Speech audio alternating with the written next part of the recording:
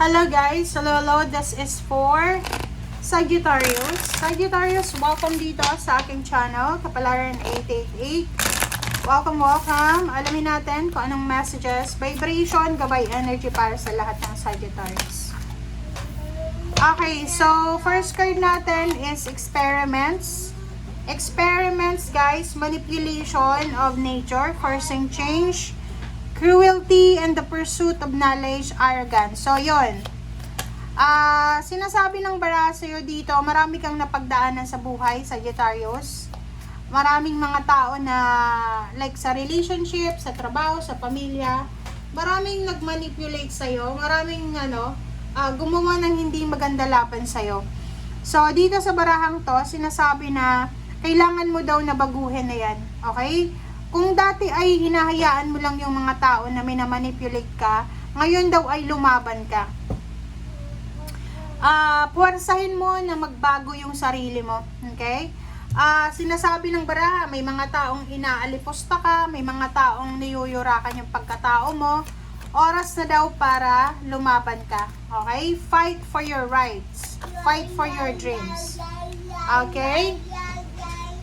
Energy field adjustment. So, sa nakikita ko sa'yo dito, sinasabi ng bara sa'yo, Sagittarius, na importante na i-prioritize nyo yung aura cleansing nyo and health nyo. So, yun. Make sure na hindi lang puro love life, puro trabaho yung asikasuhin nyo. Kailangan nyo ding nalinisin yung energy nyo, aura cleansing and health, detoxification, kumain ng tama, kumain ng healthy, matulog ng tama. You should have balanced lifestyle, balanced life within your work and your career, your love, your emotion, your hobbies, your habits, your reason to smile, parang ganon. So, kailangan balance daw. Okay? Kailangan, may mga may mga past issues ka na kailangan mo nang mag-move on. May mga tao sa buhay mo dati na naging parte ng buhay mo through manipulation. So, oras na para makaalis ka sa mga, sa mga pagmamanipulate nila.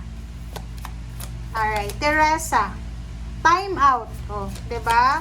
Sabi sa iyo dito, Sagittarius, oras na para tumigil. Tigilan mo na yan. Kung may mga tao na nagmamanipulate sa'yo, tapusin mo na yung manipulation nila. Kailangan mong alagaan ng sarili mo. Masyado kang busy sa pag-aalaga sa ibang tao. Masyado kang busy sa pagbibigay sa mga pangangailangan ng ibang tao. Ngayon daw ay oras na para tigilan mo yan. Tigilan mo na yan and take care of your own self. Okay? Sarili mo muna bago ibang tao. Okay? Sarili nyo muna bago ibang tao. Oras na para sa self-love. Oras na para sa self-development. Tigilan nyo na yung sobrang pagbibigay sa ibang tao. Lalo na sa love life yan. Make sure na you have time for yourself. Alagaan ang sarili, alagaan ang puso, ang katawan. Kasi importante ka rin eh. 'Di ba?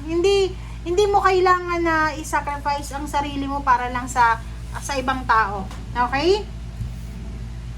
Alright. Next is Akasha.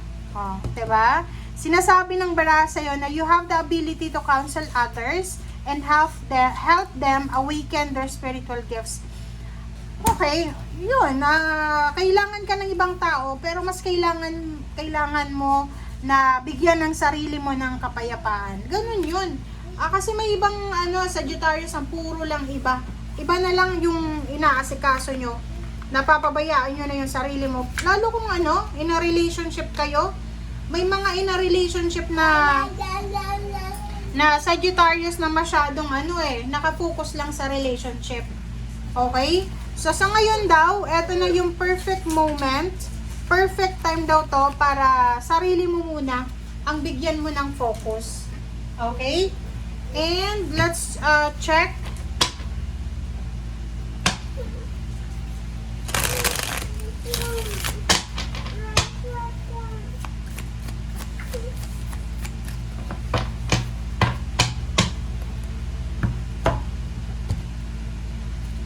Okay, the Emperor and Five of Cups.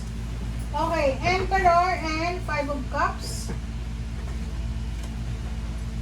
Okay, so dito sa Emperor and Five of Cups, sinasabi ng baraha sa'yo na kailangan mo daw na magpakatatag.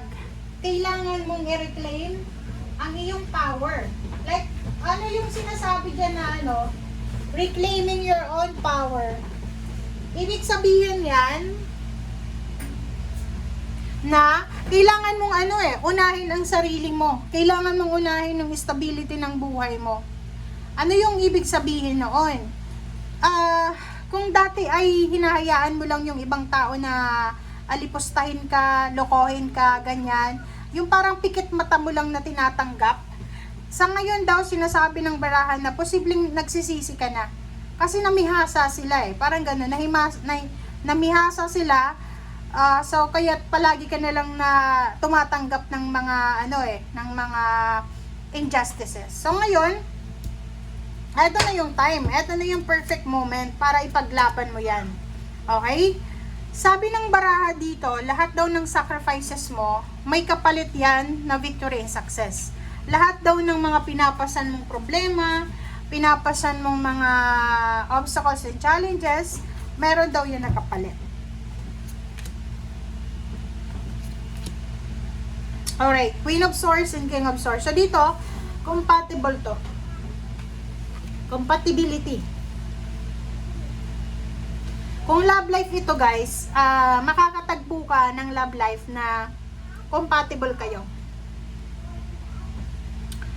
Pero, if it's not love life, if it's job, ganun din, makakatanggap ka ng mga job proposal na maganda yung offer. Like, mga sweldo, ganyan. Maganda siya. So, sa nakikita ko sa'yo dito, sabi ng baraha sa'yo, just continue lang kung ano yung ginagawa nyong pinagkakakitaan sa ngayon. Okay? And yung King of Swords dito, sinasabi na isang napaka-importanteng direksyon, isang important and ano bang tawag dito? Importante siya, nakatadhana siya na direksyon na posibleng papasok sa buhay mo. Okay? Na kailangan mo daw proteksyonan. Kasi ito yung magdadala sa'yo ng overall success. Ano yung ibig sabihin yan? Ang sabi ng baraha dyan, may darating sa'yo. Pwedeng love life yan, job offer, travel, relocation. Na yan ay makakatulong sa'yo para sa overall happiness mo. Kumbaga, after mo daw na tanggapin yan, kung ano man ang mga offer na yan, bigla-biglang magbabago ang lahat. Yung parang domino effect na biglang ma-accomplish mo ang lahat. Okay? Or masasaayos ang lahat. Thank you guys for watching. Bye!